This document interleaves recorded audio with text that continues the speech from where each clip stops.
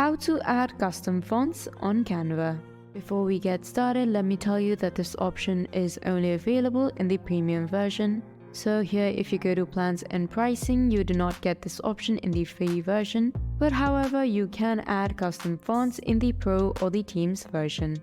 Now moving on to the process, I'll show you two ways on how you can add custom fonts. On the left side of the screen, you'll be able to see Brand Hub. If once that you are here, you have to go to Brand Kit and scroll down until you see fonts. Now right beside fonts, you'll be able to see Add New.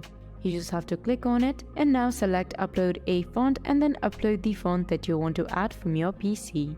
For the second method, I'm again back to the home page of Canva. Now I'll just head to any design that I want to. Now that you are here, you just have to click on the text. Then at the top, you can change the fonts. Once you do that, on the left side of the screen, you'll see a tons of font option. For you to upload it, if you look at the bottom, here is the option. Now again, you just have to click on it and upload the font file from your PC. That is how you upload your own custom fonts on Canva. Hope I was able to help you out. Thank you for watching.